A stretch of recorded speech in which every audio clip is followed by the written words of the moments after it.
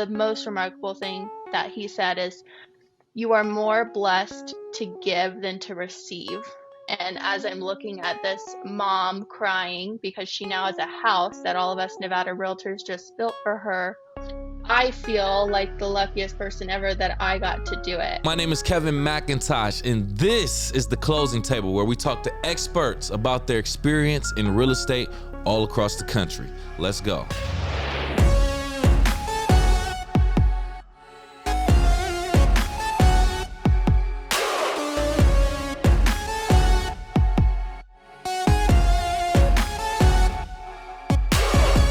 Welcome back to The Closing Table. I am your host, Kevin C. McIntosh. Joining us on this episode, excited to talk about real estate within her market. We want to welcome real estate professional Laura Kirsch to The Closing Table. How are you, Laura? I'm so good and so happy to be here. Thank you so much, Kevin. Absolutely. Thank you for accepting our invitation to be here first and foremost and taking time out of your very busy schedule. We always like to acknowledge that, Laura. So, nitty gritty, we're here to talk about real estate, right? But before we do that, I like to talk about the person on the other side of the camera, Laura. So in 60 seconds or less, if you can, tell us who you are outside of real estate. Outside of real estate, I have my family, my husband Griffin, and two gorgeous, amazing, keep me on my toes daughters, Mila, who's 2, and Adley, who's 5. We, as a family, enjoy lots of sports, skiing, hiking, bike riding. We're outside a lot of the times, especially being close to Lake Tahoe. It's one of our favorite things. And just have a lot of friends, know a lot of people, really enjoy our community. Pretty much it. Beautiful. Beautiful. Yeah. I love talking to guests who are family oriented. I think we all, that's where the love is. And that's a lot of our motivation too out here in the world. So I love to hear things like that. So beautiful. All right. So moving forward into the business aspect of your life, let's talk about it. You have a real estate business. I want you to describe it if you can. And if you're able to hit on a few key points, please do. How long you've been licensed, what you consider your specialty or niche, and or any notable achievements. The floor is yours.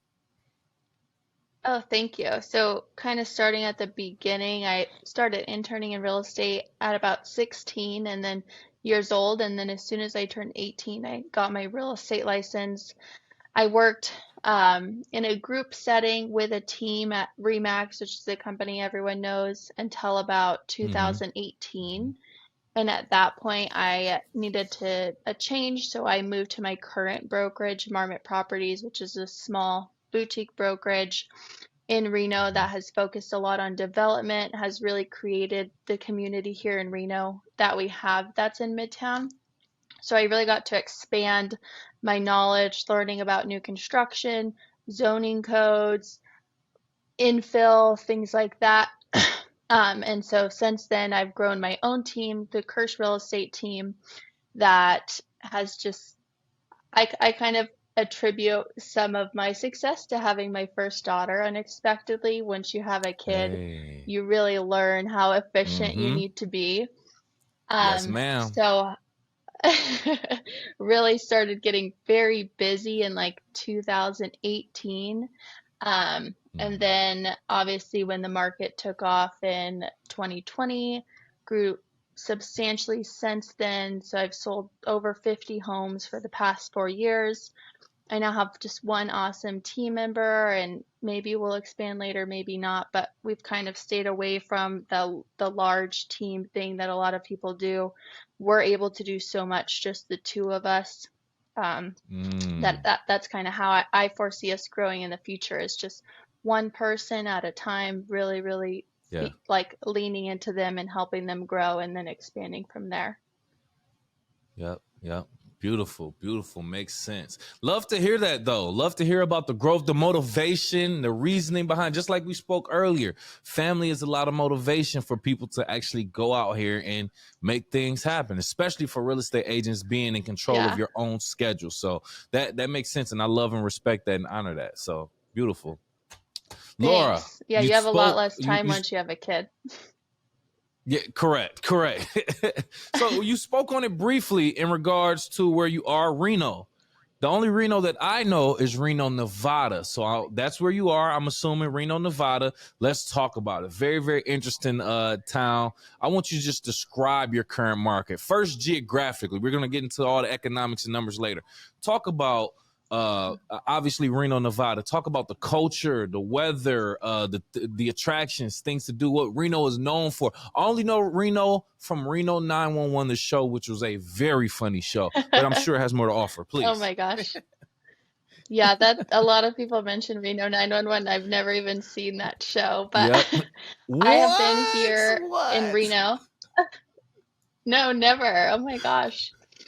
I've been here since I was 4, and I always say that if Reno wouldn't have become what it is, I probably would have left. Like a lot of, people when they grow up or they're getting into their college ages, leave their Mm-hmm. towns. But Reno Right. has grown so, so much. So we're right next to California, and we're also in a very tax-friendly state. So in the past 10 years, I would say when I grew up, we were really just a casino town. So Nevada has legal gambling. We have a lot of big casinos. That's all our downtown is really.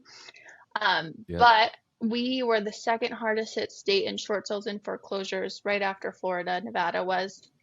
And so since I'd say probably like 2010, our economy has really tried to diversify. I think our current mayor has put in a lot into that also. So we not only have large companies that have come here and put their either their headquarters or their warehouses here, like Tesla, Panasonic, Google Switch. We also have a really great startup community as well.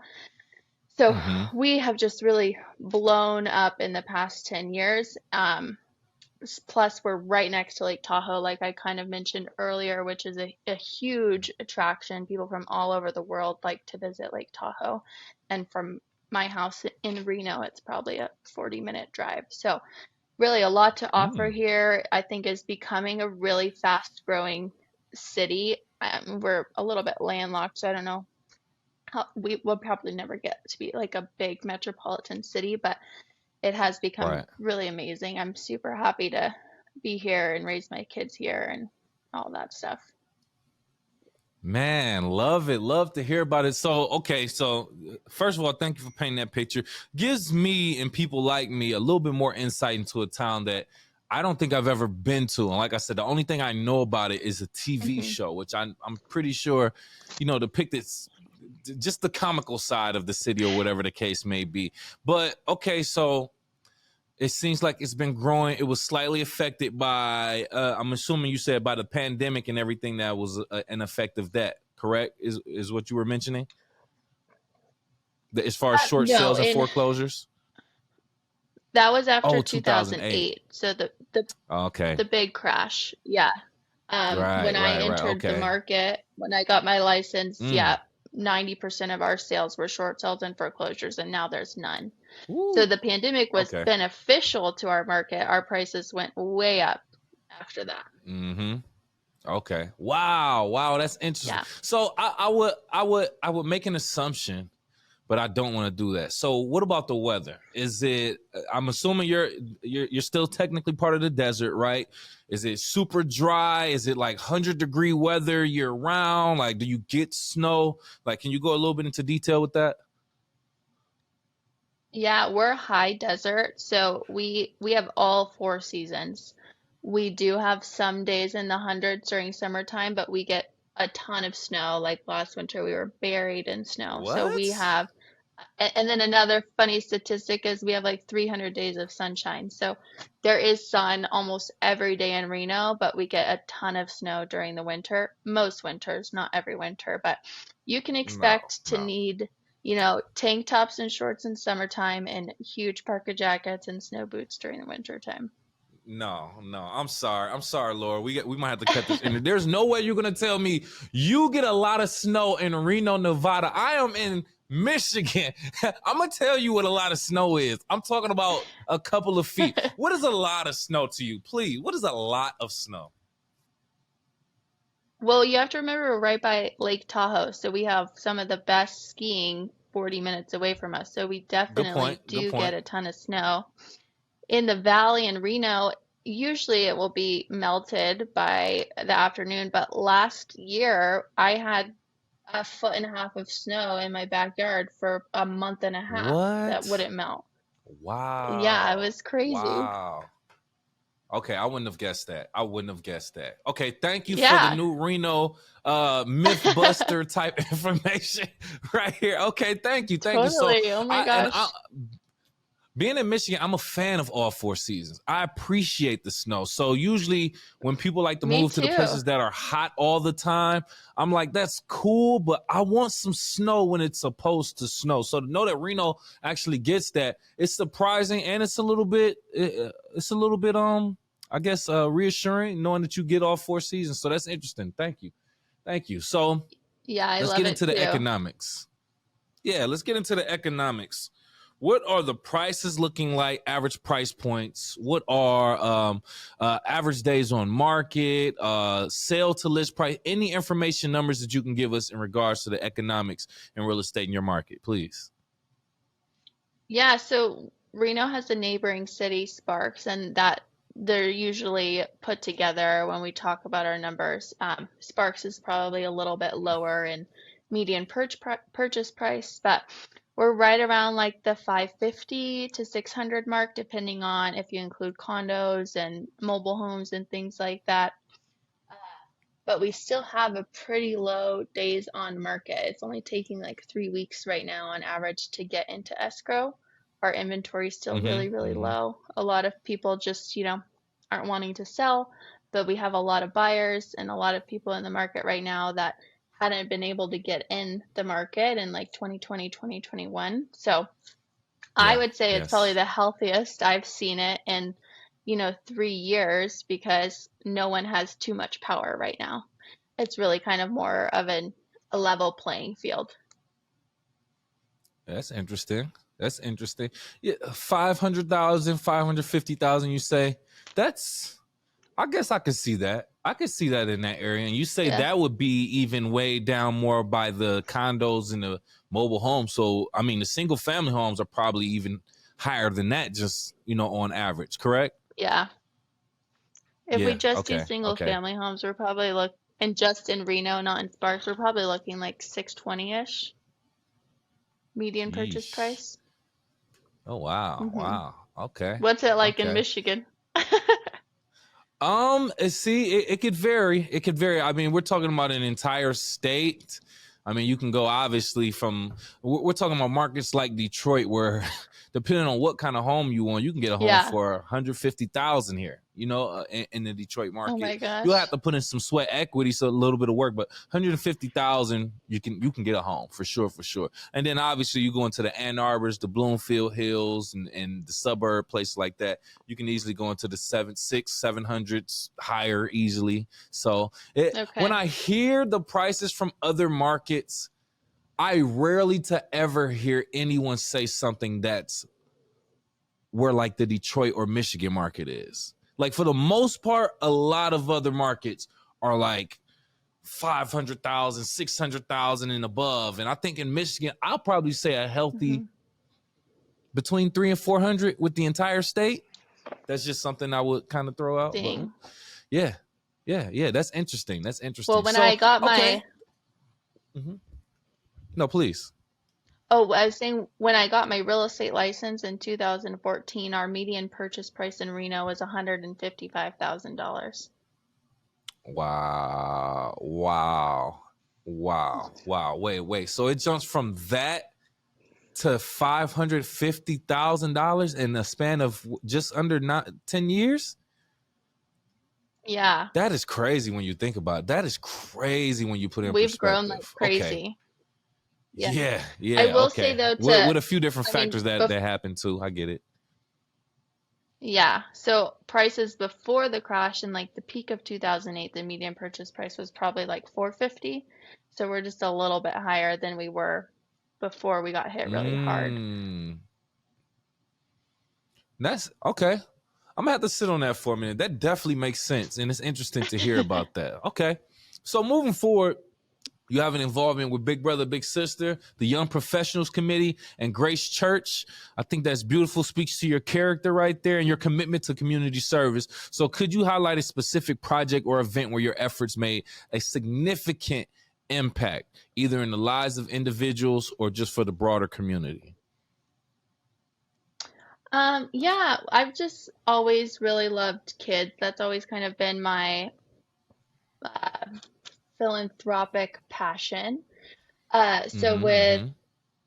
the Young Professionals Committee is a small group that just raises money for Big Brothers Big Sisters, which is a national organization, but we have our local chapter here, and I sit on the board for that nonprofit as well. But when I joined Young Professionals Committee in like 2017, we were raising on average like $10,000 a year. Um, and I actually got to be president in 2020 and 2021 of the Young Professionals Committee, and we've just really grown since then. And this year we just finished our numbers and we raised $125,000 for them.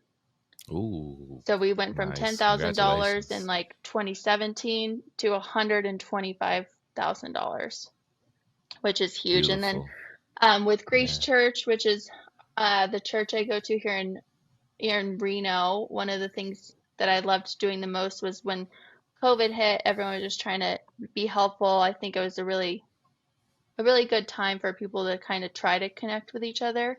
I helped Grace Church run a program called Food for Families, where every Friday we would have a restaurant prep like a meal for a family of four, and then they got to come pick it up, social distancing. They just stayed in their cars and we brought it out. Right. But we probably fed over 1,500 meals for four within like a 3 month period. And that was really, really amazing because people were definitely struggling then. And to think to not even be able to know like where you're going to get your dinner for a night because you don't have a Yeah, job I and you know. all of a sudden don't get a paycheck. That felt really awesome to get to help with that. Nice, nice. See, what I like about that is that speaks to when you're doing community work like that, it shows it shows the character as a person. Like you can go out.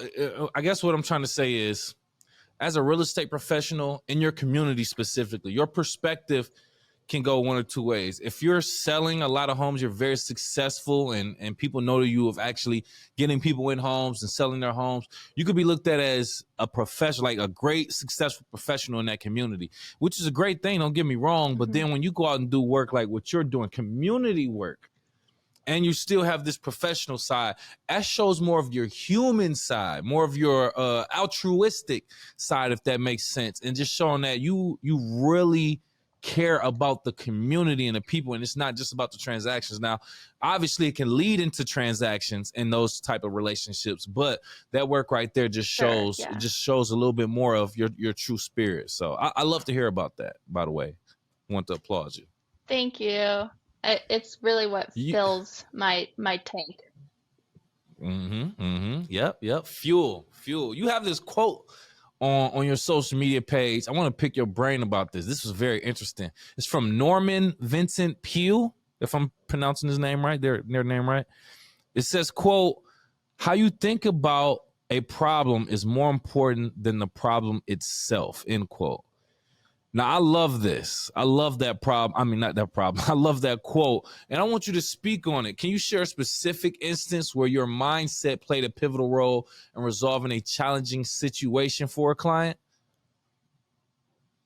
Oh, to pick a specific one is hard. I honestly think it happens just all the time. Like my mindset is what I think has really made me who I am. Like a mantra I tell myself all the time is my problems solve themselves. And sure enough, like solutions just come out of thin air. I probably sound like Man, super silly, but this is just so true. It happens all the no, time. you're But right.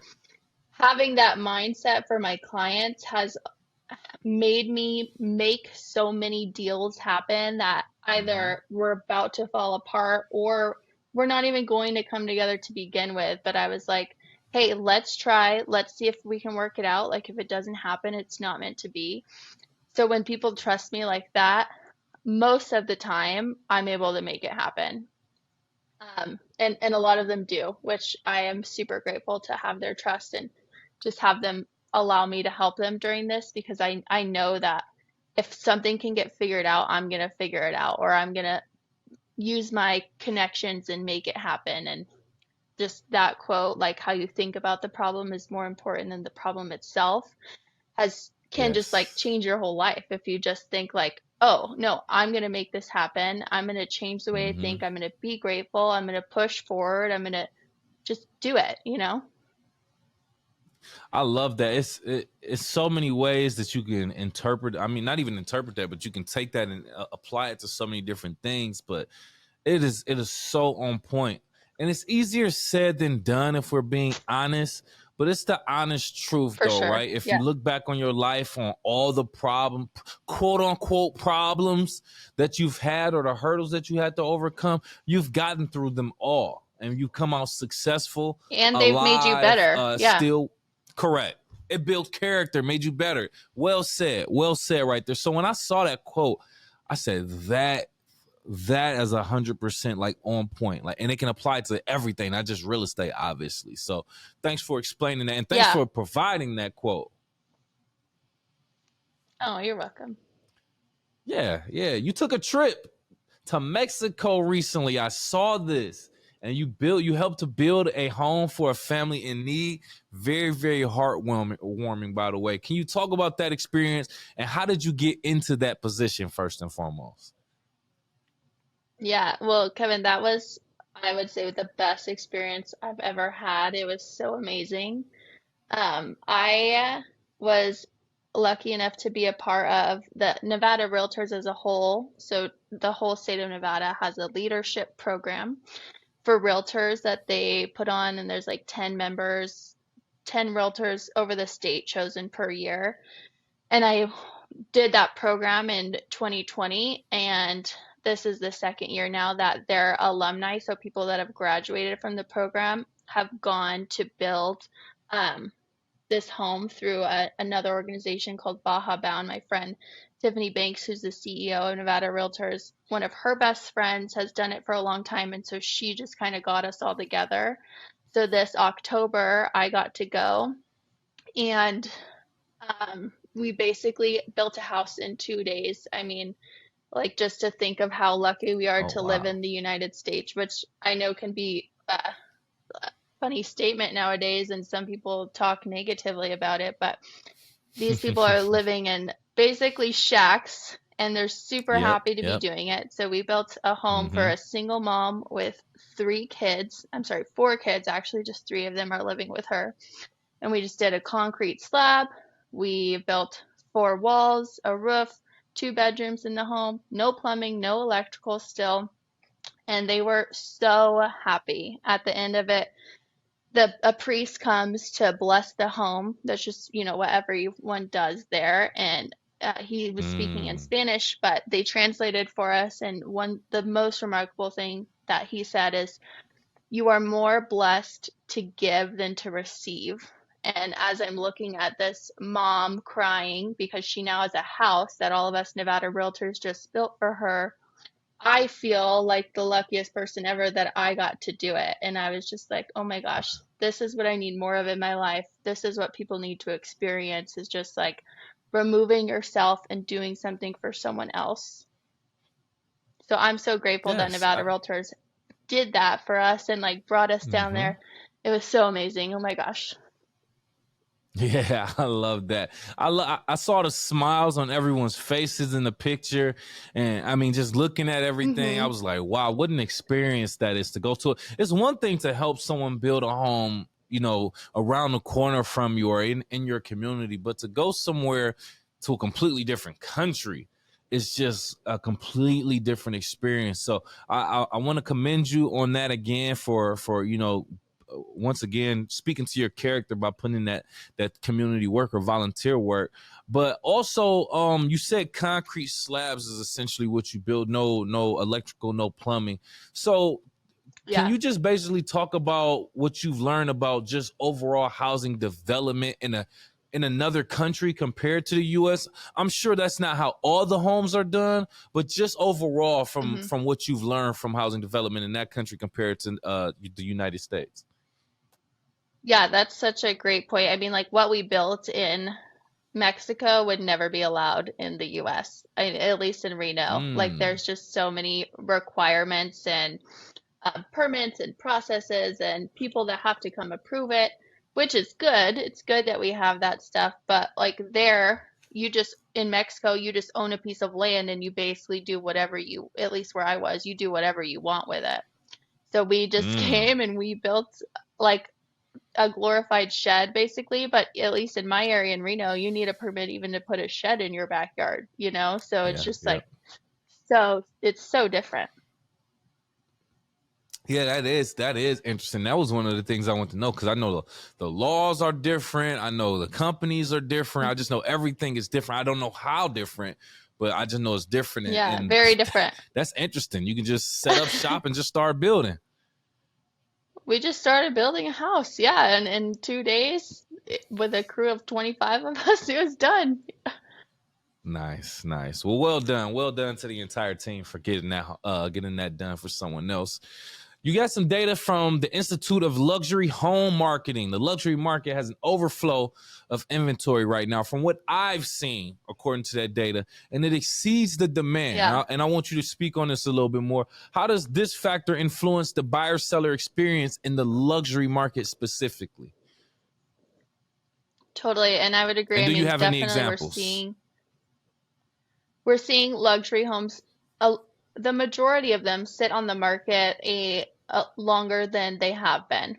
Um, I Mm-hmm. would say that when interest rates were really low and people had a ton of money in their home and their house could sell in a day, like it was in 2020 and 2021, people were able Mm-hmm. to move up in the market more than they ever would have expected. So, very bluntly, like someone got into a home they never thought that they could afford because money was super cheap and they Yeah. made a lot of money in their house and it was super easy to sell their home. So there was no lag time in waiting. Now, since money's really expensive to borrow, interest rates are high, that payment is unobtainable for a lot of people. So what I'm seeing is the luxury market is very similar to it was pre-COVID. It's normal for a home that costs $1 million, $2 million, $3 million to not sell in a few days because who has that Mm-hmm. much money? There's not just, in a buyer pool that can afford 500,000, there's a good amount of buyers that can afford that. In a home for $1.5 million, there's not a lot of buyers that can afford that house. So the attrition rate is Mm. slower. Yes, yes. I would have no idea about it, right? Until I saw that data and that information. Now it makes sense now that you put it in perspective, but I would think the luxury market would be flowing just as well as the traditional casual housing market. But I mean, like you said, it makes Mm, sense the way that the buying power has switched, or the cost of totally borrowing money, I switched. should Yeah. say, has increased so much that that's the luxury is put off to the side. Plus, like you said, during the pandemic, we're going through modes where people from California could still work in California, but also live in a market that's a lot cheaper and spend cash on the Yeah. homes and things like that. And we're far removed from that right now. So it's starting to make sense as I saw that data and as you put it in perspective for me. But I had no idea. Yeah, definitely. I will say though that there are still some luxury homes that fly off the market. I went to tour one, $1.7 million home with a buyer, and he was kind of interested in putting in an offer, and we thought it would sit for a little bit, and we would have time to sell his home that probably cost $2 million down the road, but that $1.7 million home got an offer in 4 days for full price. So Oh it wow. definitely still happens, but the other side thing I'm seeing is homes that need work or not even need work, but just aren't aesthetically trendy right now. They're not, newly renovated. Those are sitting on the market a lot longer than any Mm. renovated homes because the cost of construction and getting people out there to do the work is still really high. We haven't seen that come down really, and people don't want to have to remodel themselves. when they don't know how much it's going to That's a cost or how they're even going to get someone out there to do it. Yeah, that's a good point. That just made me think of another question for you. Just briefly, how is the housing development in Reno, Sparks, Nevada right now? Do you see there being room or any signs that they are actually putting in the work to develop more housing for people to access, or is it not enough space, not enough land? How's that going there? We're definitely still building. I mean, all of the large builders, Toll, Lennar, and then medium-sized builders like D.R. Horton and Desert Wind Homes are all still building. That I would say something that is why our prices have stayed steady is we stopped building after 2008. I think it was like up until 2012, builders just, deserted projects and everything was really mute for a while. So we weren't Hmm. building enough to keep up with our population gain. And so we still are Right. in a housing crisis here in Reno. We still need a lot more homes. But they haven't stopped.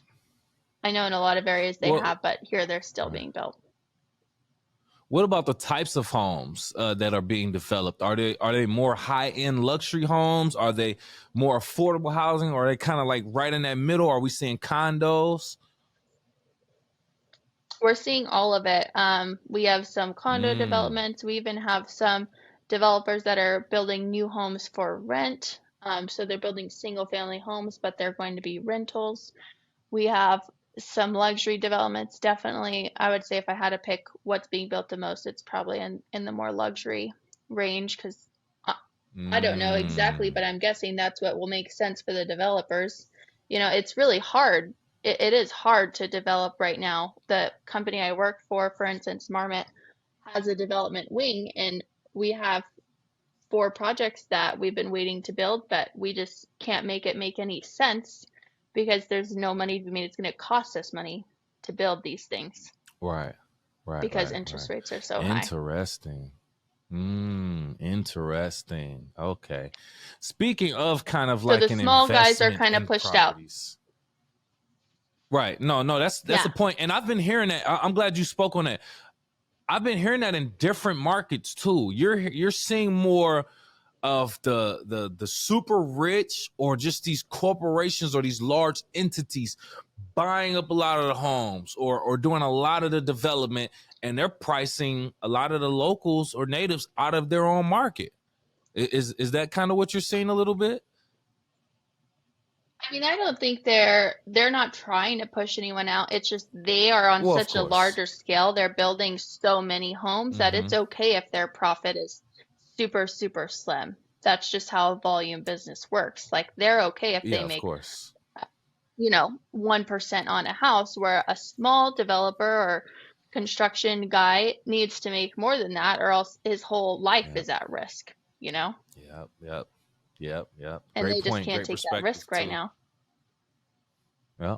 You also are an investor yourself, if I'm not mistaken, correct? You purchase homes for investment I property or am, for yeah. investment purposes?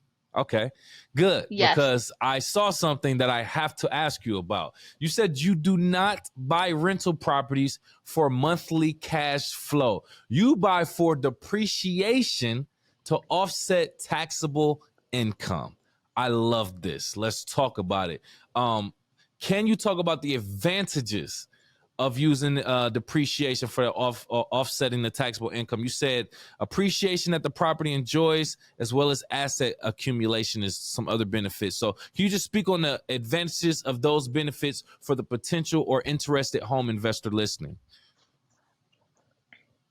Yeah, so I will not claim I'm an expert. I'm definitely not a CPA, but my Correct. husband is Correct. a financial manager and he's great with this stuff. And we also do have an amazing CPA that helps us. But because I'm a real estate professional, we do a cost segregation for the rental homes that we purchase, and we're able to use that sped up depreciation. So anyone that buys real estate depreciates it if it's an investment property on your Mhm. taxes. So, meaning like the home value is depreciating, the land value stays the same because that's just how it works in the IRS code. But because I'm a real estate professional, I can speed up the depreciation against my ordinary income and not just the passive income from the property. So for me, in a higher income tax bracket, doing really well in my successful years, I don't want to pay all these taxes if I don't have to, totally legally. Mm-hmm. And so I Right. speed up the depreciation through a cost segregation, and it's used against my just, my commissions from real estate, basically, and not just the rental income from the homes. Because realistically, we don't make much, if anything, on our homes. The mortgage Correct. is being paid by the tenant's rent. Mm-hmm. Mm-hmm. Yeah. Yep.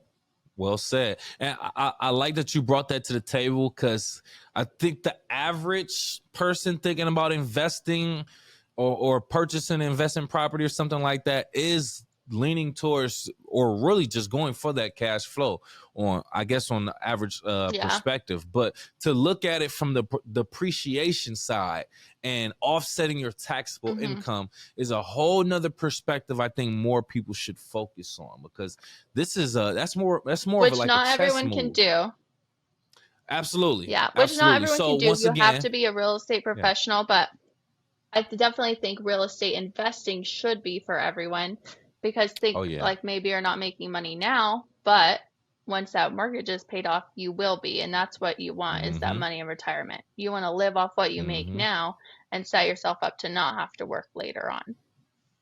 That's a whole fact. I couldn't have said it better myself. And once again, please reach out to an actual financial professional, CPA, to really get more Please. information in regards to that. So thank you again, Laura, for pulling up a chair to the closing table, sharing your knowledge with us. At this point, if you have any last words and or want to tell people how to reach out to you, the floor is yours. Sure. Yeah. Well, I would say I just is such a believer in real estate. Just do it. Like if you don't own a home, go buy a home, you guys. I promise you, long term, it's going to be a smart decision. There's lots you can do with it. Get someone good in your corner in what area you're in that can help you and really knows what they're talking about. If you want to find me, I have Instagram. It's Reno Tahoe Midtown Real Estate. Or you can also just call me or text me, 775-391-9076. Absolutely. Thank you again so Thank you, much for your Kevin, time, so Laura. much We for having appreciate it. me. I Absolutely. And for our appreciate the YouTube invitation. Thank audience you. watching right now, if you've gotten to this point in the video, do us both a favor and hit the like button, please and thank you. Make sure you also subscribe and share the content. Also, we appreciate it. And if you are listening on Apple, Spotify, or any other podcast platforms, please do the same. Give us a like, give us a 5-star rating, and subscribe for our latest content. Hey, Laura, I'd like to leave our audience with a question on their way out the door to get their brains turning. So this is for you, audience. If you have ever had a new construction property, if or when there were developer delays in the process that affected you, how do you and or your agent handle it? Think about it a little bit and tell us in the comments below. Besides that, we'll talk to you next time.